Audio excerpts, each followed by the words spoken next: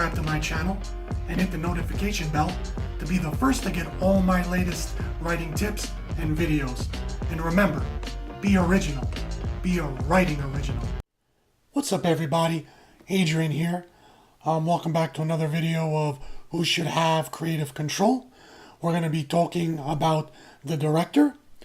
Now, he should have some creative control, right? But how much is too much? And we're also going to give a lot of examples of everyone that we talked about so far. You know, the movie studio, the owner, the board of directors, the CEO, the producers, all having too much creative control and how it ruined the movie. Because a lot of movies currently are getting ruined by these guys because of too much creative control. But first, shout out to all the writing originals out there. And remember, where story comes first. I hope you're writing a lot of original, screenplays and books. So now we can officially start the video. So here is the definition of a director. The director is the one responsible for telling the story and bringing it to life on screen, working with the actors, answering interview questions, setting location, writing shot lists, and deciding on the film's overall look and composition. He's responsible for the feel and the mood of the film and works with all levels of creative talent and production members, controls the making of a film, and supervises the actors and technical crew. He or she controls a film's artistic and dramatic aspects and visualizes the screenplay while guiding the technical crew and actors in the fulfillment of that vision. He has a key role in choosing the cast members' production design and creative aspect of filmmaking. So some creative aspects. He needs to be able to mediate differences in creative visions and stay within the boundaries of the film's budget. They're responsible for a film's artistic and commercial success or failure. Directors may write the film script, that's very interesting, or commission it to be written, or they may be hired after an early draft of the script is complete. They must then develop a vision for the finished film and work out how to achieve it. During pre-production, directors make crucial decisions, such as selecting the right cast, crew, and location for the film. They then direct rehearsals and the performances of the actors once the film is in production. They also manage the technical aspect of filming, including the camera, sounds, lighting, design, and special effects departments. During post-production, directors work closely with editors through the many technical processes of editing to reach the final cut or version of the film. All the stages directors are responsible for motivating the team to produce the best possible results. Directors must also always be aware of the constraints of the film's budget and schedule and manage the expectations of the film's financiers / stockholders. So now you know the definition. Let's get into a couple of examples. Here are a few examples of the producer, film studio, and director all having too much creative input and destroying the film. So first, let's start off talking about this guy, Harvey Weinstein. Now, he runs Miramax. He co-founded it with his brother. So this is a good example of the film studio and optics, because I'm sure you heard about this guy. He got allegedly, but it's actually true, that he raped and harassed a bunch of actresses, because everybody knew that if you want to make it as an actress or make a movie, then you got to deal with this guy. And even throughout the years, actors and actresses were making jokes, cracking jokes about Harvey Weinstein and knowing about this, that he was, harassing, actresses and stuff. So they knew, and they kept their mouths quiet, which is bad enough, but I'm sure they wanted to keep their job and all this and that. But as more press started to, develop and it came out in the news and all the lawsuits and more actresses saying that he did stuff to them. There was even a recording of him harassing like an actress. Then the movie studio was like, okay, we can't take these optics. This is ruining our reputation. We got to get rid of this guy. So that's a good example of a movie studio and optics. Let's stop talking about this guy because he's no point in talking no more. Let's talk about Kathleen Kennedy and the Star Wars franchise. Now, she's a movie producer. She co-founded a production company with Steven Spielberg. So she has a lot of connections. Also, her husband, Frank Marshall, he's a gigantic movie producer. Now, they hired her specifically to plan out creatively the Star Wars movies and go in her direction. So they trusted her. But, so she's a feminist and social justice warrior, and she put her social commentary in there, and you got, The Force Awakens and The Last Jedi. So I also mentioned the director, Rian Johnson, because, he's like a millennial, and he directed The Last Jedi, and they specifically hired him knowing this, and he put his social justice warrior touch on it, and all this and that, and you got the pink hair, and the feminism, and the, multicultural thing going on, and, which is fine, but if you do it in the right way and moderately, and not in your face with this social justice warrior, blatantly in your face, just, you have the Mary Jane, or the Mary Sue, which is the woman character who doesn't need any help. She's no character development, doesn't need to evolve. She's already the fastest, the smartest, the greatest. Doesn't need to learn anything. She just automatically knows everything. That's the Mary Sue. And, all the men are inferior, weak, and, they don't have to help her. They're the damsels in distress, not the women. And they're dumb, portrayed as dumb men. So the fans didn't like this. And it suffered at the box office, and even the Solo movie bombed because the fans just had enough of this social justice warrior stuff. And even The Force Awakens, I didn't forget about J.J. Abrams, because he's to blame for Force Awakens, because at first when it came out, everybody was like, oh my God, this is the greatest film of all time. It's better than, The Return of the Jedi. This is everything. It's, better than The Empire Strikes Back. It's better than The New Hope. But then when people rewatched it a bunch of times, they're like, yo, this is a shot-for-shot remake of The New Hope. J.J. Abrams, he had his creative input and also helped with the screenplay, because I'm going to mention this in a later, video about screenwriters, but for this movie, they had a screenplay writer who wrote a great screenplay. He just needed, a very original screenplay with character development, but he just needed a little bit more time to write it. But the studio and J.J. Abrams was like, we ain't got no more time. I don't want to wait. I want to be greedy, and I want money now. So they fired him, and J.J. Abrams and a co-screenplay writer wrote a movie real fast, and it was a shot-for-shot remake of The New Hope.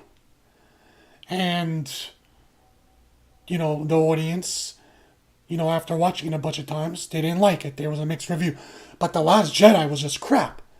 So now, because Rian Johnson did such a horrible job, the fans are angry, and the fans want J.J. Abrams back, ironically, to do a sequel to The Last Jedi. So this is what I don't get with you guys.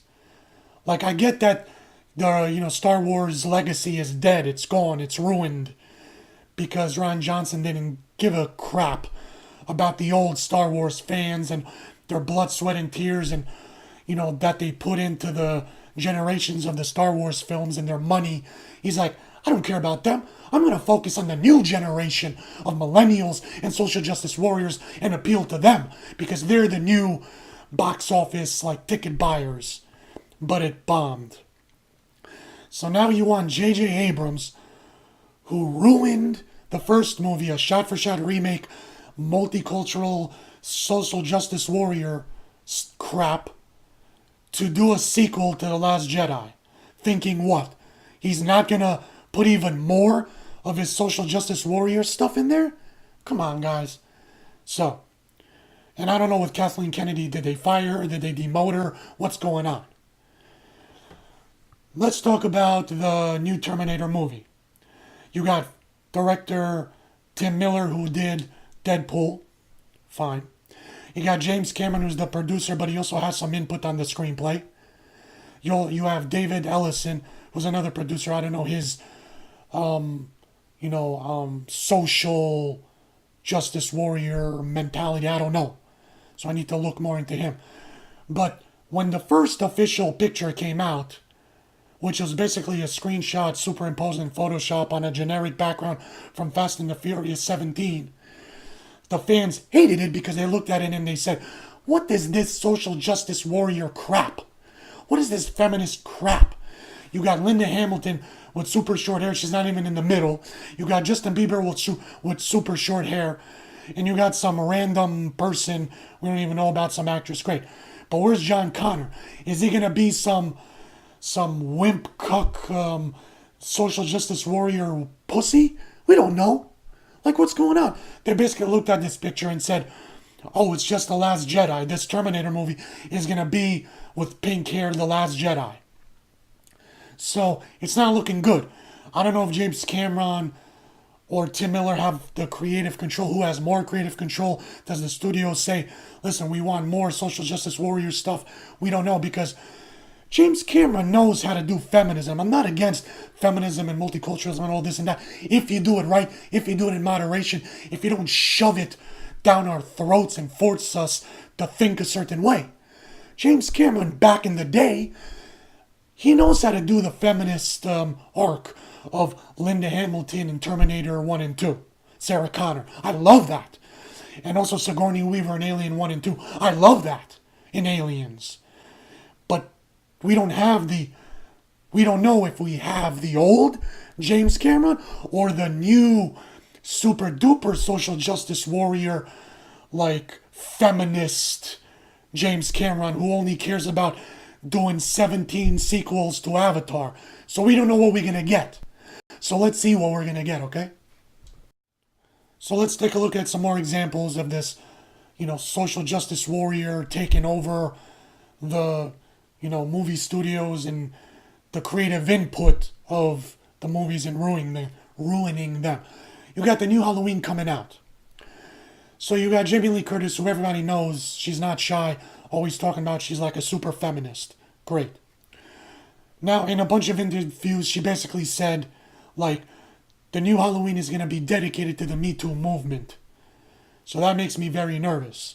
She even was quoted saying, like, this is about the woman taking control and rising up and not being weak anymore. And I'm like, what? Like, why can't you just have a good movie with good characters and character development and a good story without forcefully injecting all this social justice warrior triggly puff crap? So then you have David Gordon Green, he's directing it. I don't know, like his social justice warrior input on it. I don't know, so I need to look up more on him, his views and stuff. But you got Danny McBride, who is a co-writer. And, he's a comedian, so I don't know why he's even involved in this. So I don't want a comedian writing a horror movie, you know what I mean? But I'll give him a chance, whatever. So, he's part of that stoner film with James Franco, which is fine. It's hilarious. But I don't know if he should be messing with Halloween. So he's quoted to say, I hope I don't ruin too many childhoods. Now, why would he say that? I'm getting nervous. What are you going to put in the movie, social justice warrior, and the social commentary that you want to force down our throat with the super duper feminism that is going to ruin our childhoods? You mean ruin our childhoods like George Lucas did with Star Wars? Is that what you mean? So I'm very nervous about what's going on. Alright? Like, yeah, the trailer was great, but it has nothing to do with the movie. Especially with these comments going on. So let's talk about director Paul Feig. Now, he's a known feminist, fighting for the cause of the Women's March with the pink pussy hat on. He did The Heat with Melissa McCarthy. He did Bridesmaids, which was funny because Bridesmaids is about girls.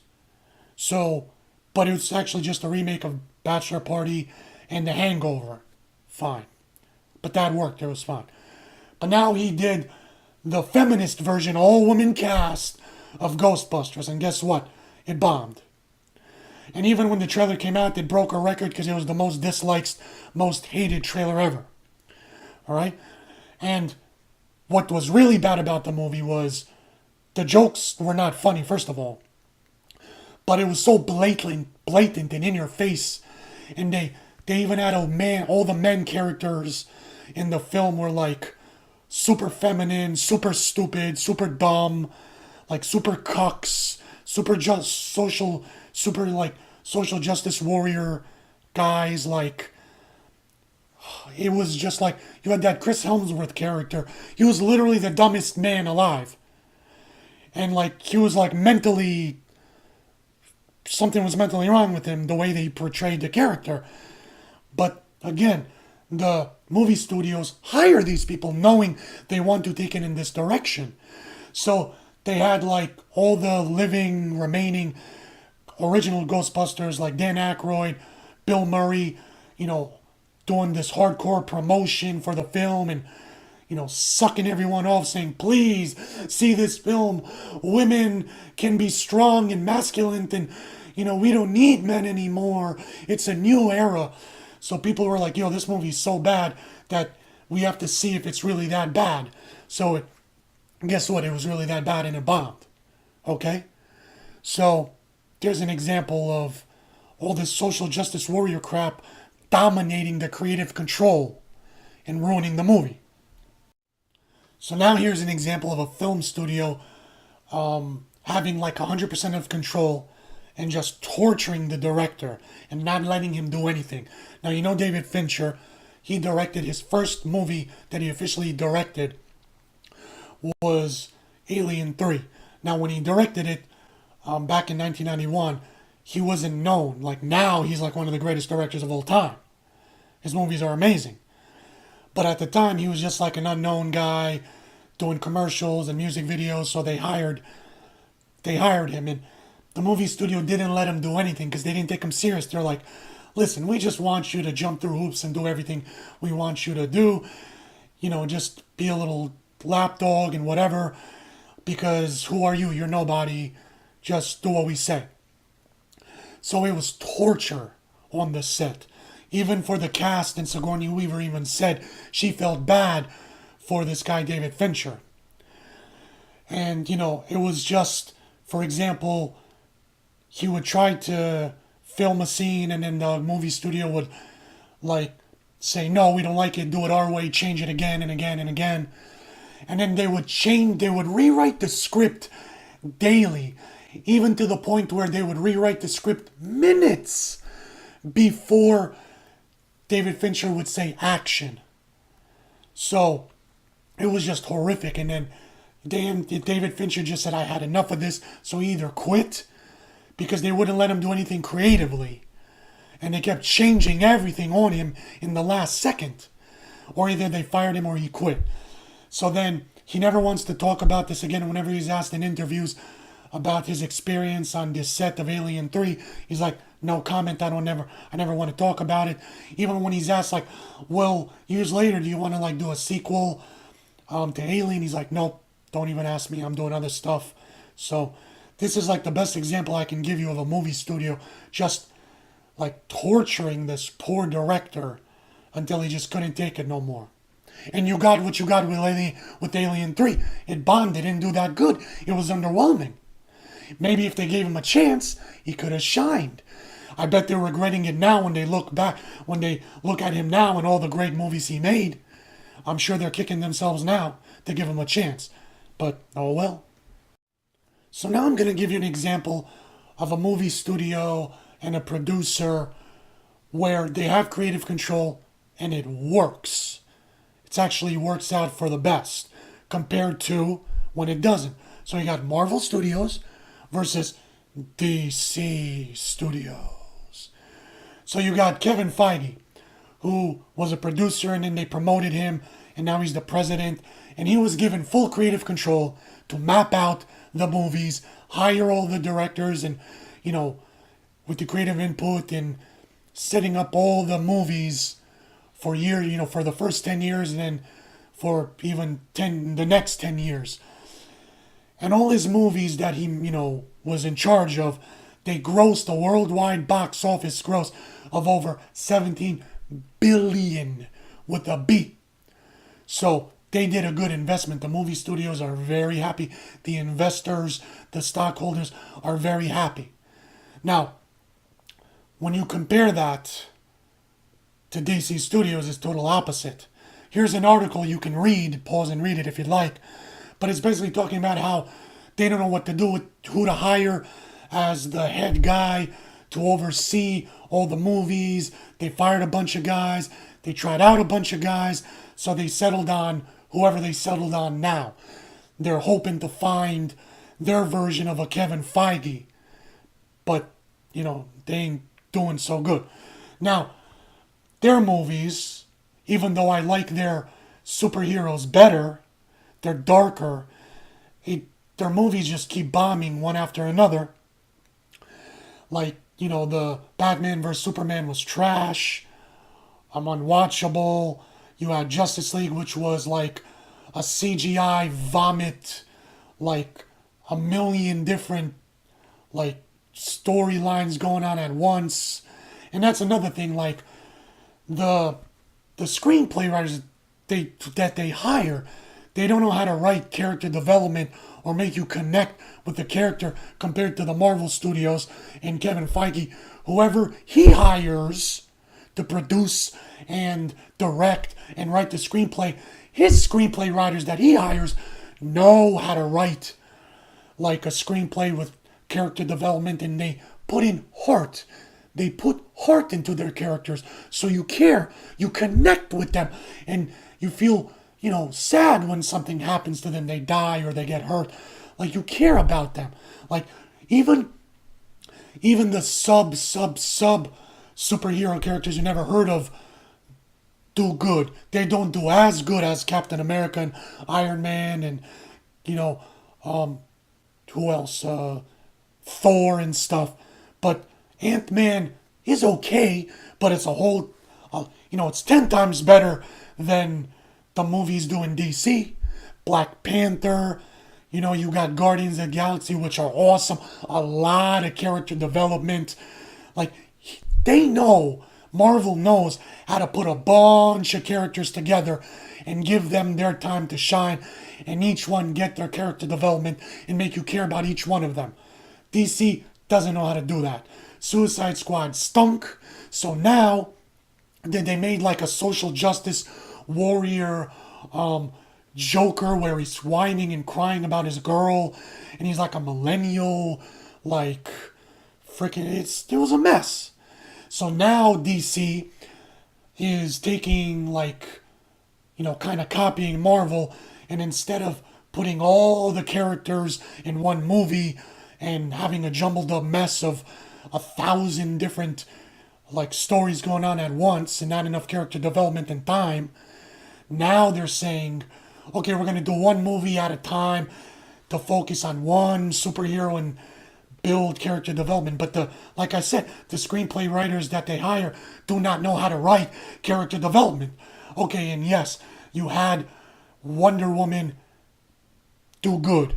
But actually, when you look back at it, when you rewatch the movie, it was okay. When you compare it to the trash of,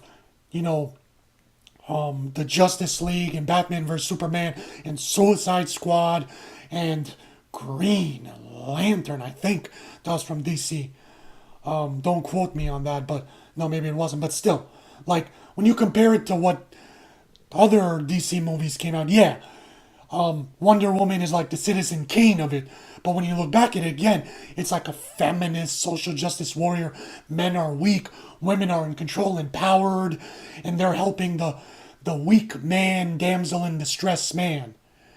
So that's what I'm saying. You have two contrasting, like when the studio and the producer actually are given creative control and it works, and then it doesn't work. So there you go. Now here's an example of when a director has so much creative control that he ruins another director's film. Okay?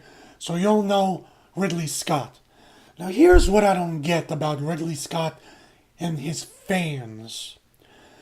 Everybody says the same thing about this guy. His movies are cinematically beautiful. You know, they're visually stunning. But his movies suck.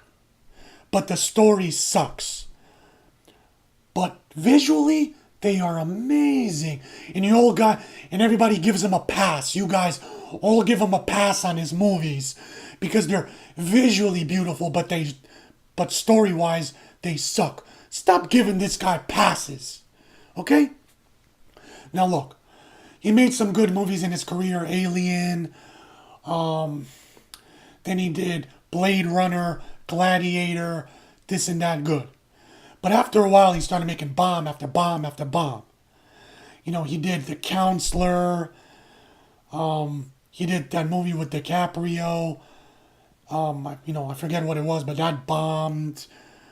And then, his career was like at a plateau. He did Prometheus, which was like mixed reactions, but the movie was gorgeous looking. You guys gave him a pass on that. So then he was going to do Alien Covenant, but the movie studio was like, listen, you had a good run, Ridley, but you were sick and tired of, you're doing bomb after bomb, and we're giving you all this money and you're going over budget, and we're not getting enough money return. We're not seeing a profit. Like, we need to get somebody else. So then this Blomkamp guy who did District 9 said like, yo, I love the Alien franchise. I'm friends with Sigourney Weaver. I want to do Alien Covenant. And he put out a bunch of concept art of his ideas and creative ideas of the Alien sequel, and it blew up the internet. The fans loved it, salivated over it. And look, you have Sigourney Weaver in like the xenomorph like suit. It looked amazing. And he was going to do a sequel to the original James Cameron sequel movie. And he was going to have Sigourney Weaver and Newt, and Michael Biehn as Hicks come back. And you're going to have Newt pass the torch to her, and she's going to be a badass Marine, but do like a feminist, like the right way, how James Cameron used to do it back in the day. And you had Sigourney Weaver with bomb straps to her, looking like a badass, and they were going to, and her teaming up with Hicks with like a cool scar on his face. It was awesome. And all the fans were like, please, movie studio, give the directing job to Blomkamp, please. Now listen, I like Blomkamp, but after District 9, which was great, you had he kind of makes the same movie over and over again with the same directorial style and the same story over and over. Like you had Chappie with Stunk, you had Elysium with Stunk, but it was all basically just a remake style looking like District 9. So story-wise, he's not that good. Screenplay-wise, he's not that good. Like even when I look at his YouTube videos of Oat Studios, yeah, visually and the ideas creatively are great. He's a great idea guy. But even the short films, the story, the character development is not there. So what happened with Ridley Scott, he heard about Blomkamp doing, his ideas and the fans getting behind him, and he's like, nah. I'm Ridley Scott. I've been around for years and decades. Like, he ain't gonna let some youngin' who thinks he can come in here, strut his stuff, and take over my job. So he didn't like that. And then, as fate would have it, as luck would have it, his career was done. But then, he made The Martian. And for some reason, he won an Oscar for the funniest, the greatest comedy of that year. And he even acknowledged, like, this is not a comedy, but I'll take the Oscar, thank you. So the movie studio was like, fine, Ridley, fine. You won an Oscar, we'll give you another millionth shot. And you do Alien Covenant. And what did we get? A social justice warrior crap fest. You had another copy of the new Ridley, of the new, Sigourney Weaver character with super short hair this time. Social justice warrior crap. The man being weak and doing stupid stuff, and her coming to the rescue, and it was dumb. No questions were answered from Prometheus.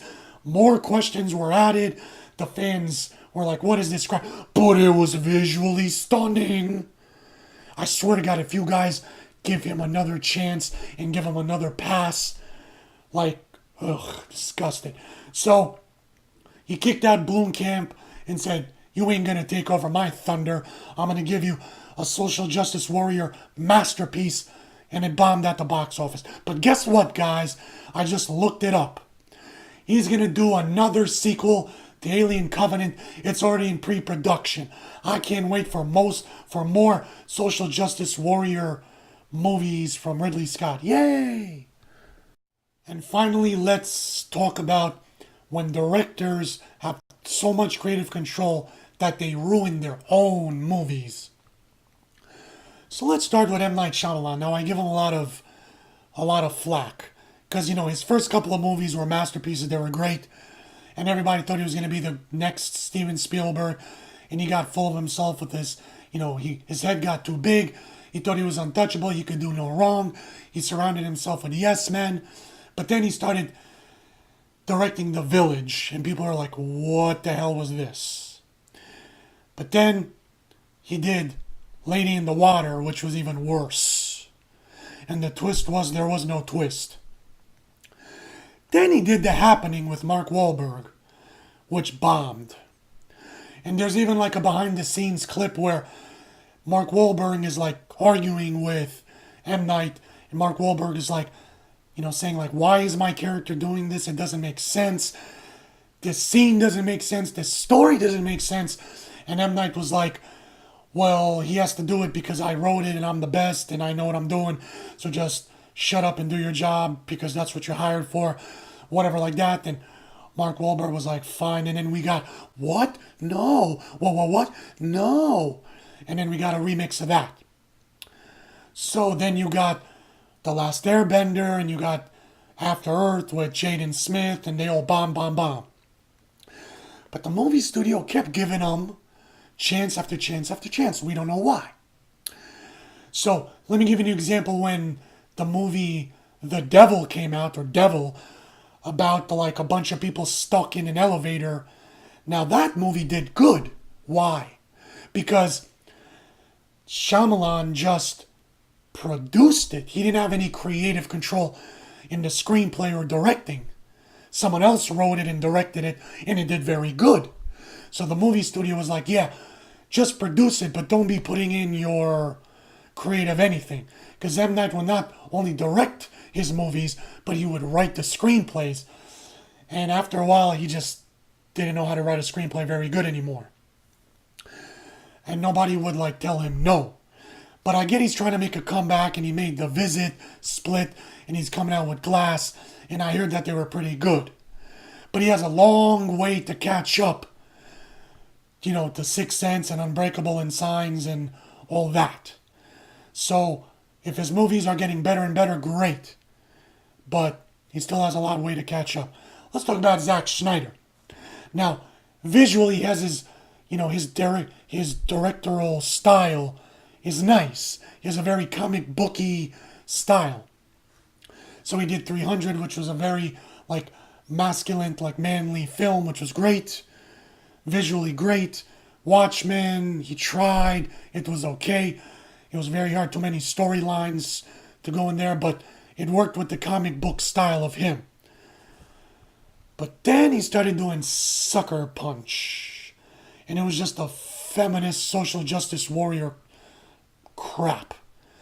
But visually it was good, but he has very like dark style visual colors, dark colors and faded colors, and like that's his style. But story-wise, it stunk. Then you had Man of Steel, which were mixed results because you had Christopher Nolan producing the thing and putting in a little bit of creative control, so that's why it was like half good. But then the other half, you had Zack Snyder's creative screenplay, story, character development, and it didn't work. Then you had Batman vs. Superman, which stunk. You had like Lex Luthor, a bold Lex Luthor with like a millennial twist on it, and it didn't work. So then you had the Justice League, which was just a CGI vomit fest. Too many storylines going in at once, just like Batman vs. Superman, and it totally bombed. It was unwatchable. People had enough of it. They had enough of Zack Snyder's style, directorial style, and creative, lack of story or plot or character development. So I think Josh Whedon had to come in and write a little bit, and that didn't really help. But then they're saying there's a director's cut, a 5 hours director's cut of Zack Snyder's true vision. No, it's going to be bad. Stop it. All right? So, he needs to get better at writing plot and story development or character development.